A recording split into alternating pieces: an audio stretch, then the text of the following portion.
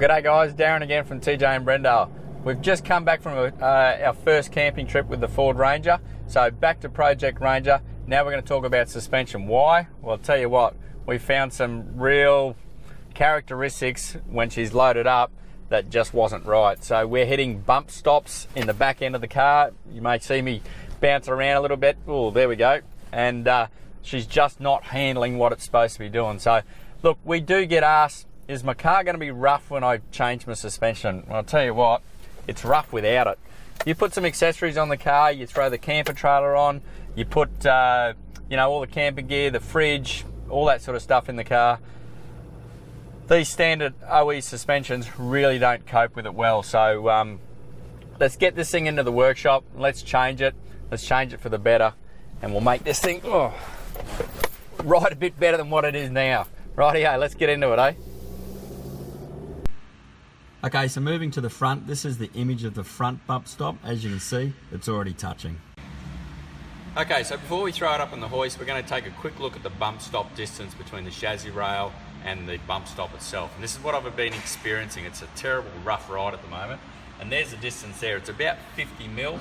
And you can also see the odd shape of the leaf spring. So we're going to correct that by putting some new leaf springs in. So let's get stuck into it.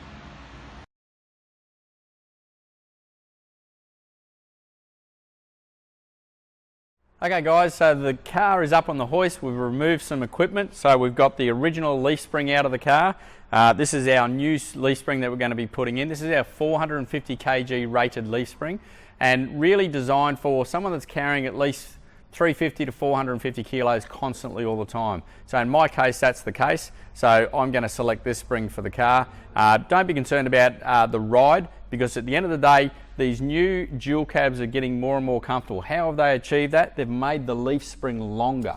So because it's longer, it means it's going to deflect a little bit better, and going to a heavier spring is not necessarily causing the car to be rough to riding, because let me tell you, with that thing in there, we've been hitting the bump stops and it's been terrible to drive in. So it's going to be a real plus to go to this. Now this is our new leaf spring too. TJM have just done an advancement with these things. So we've got slipper pads in here, we've got keepers to reduce noise, and the real key differences as to why this spring is going to be better than this one.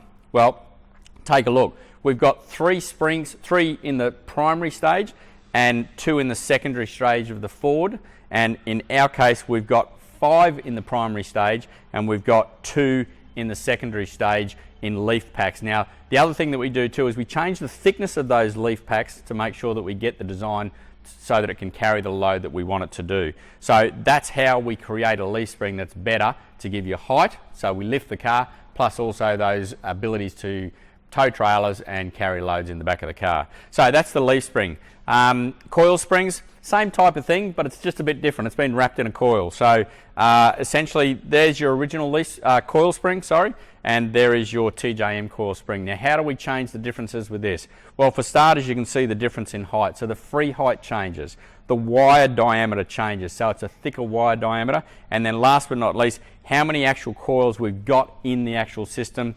That changes the aspect of that. Now, I've chosen the 80 kg plus coils for the front of this car, so that's the ones that we're going to be putting in there. So you'll see the yellow bushes as well, so we've got new bushes to go in, and typically we also at the same time fit greasable shackles as well, so greasable pins and shackles, so it greases in there every time you do a service. Alright, so new U-bolts, we also throw those in. And that covers off on the whole package, I suppose, from a suspension point of view when we're talking about load bearing and also lift. All right, now we're going to talk about the shock absorbers. Now the shock absorbers are the key component that actually control these things. So this is designed to control the leaf spring and the coil spring. That's its job. 3-year 100,000 K warranty. This is TJM's new XGS Series 4000. They come with a bunch of new things like bigger bore, bigger piston size, bigger piston rod, more oil capacity, and a few other bits and pieces. So check these out. These are really good. Made a big difference. So last but not least, we'll have a look at what the coil looks like when it's out of the car. So there's the original coil and strut. All right, so this is what we call a strut front end. Some people call them a leg. But yeah, so that's the strut. and in this case we've got our new coil and our new shock absorber. Now, one key thing that I will point out with our shocks that no one else has is the ability to level the vehicle out. So for example, see that egg ring there, or what we call an egg ring? I can take one of those off, all right, put the spring seat back on, and I can lower the vehicle. I can take that off, put this spring seat back on, which is 10 mil thick, right, and I'll actually get, by putting a 10 mil here, I'll actually get 20 mil at the guard.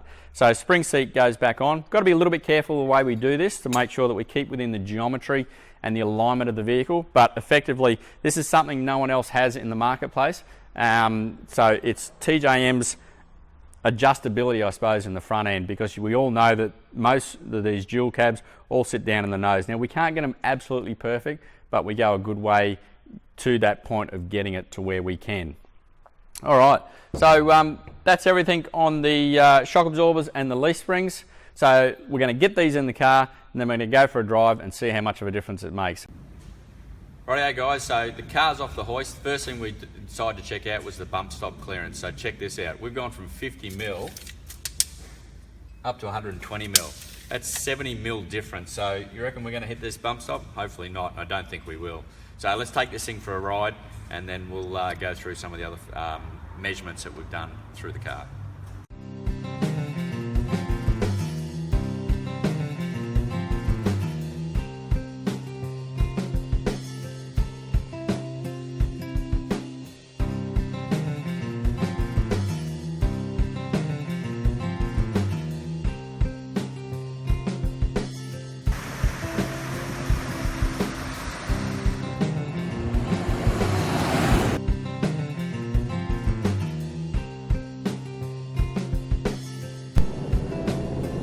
Well guys, we're back from our 4,000 kilometre round trip down to the Snowy Mountains. We've experienced a number of different road surfaces, from just normal bitumen, long dirt roads with a bit of corrugation, a bit of slow crawling, and a couple of river crossings.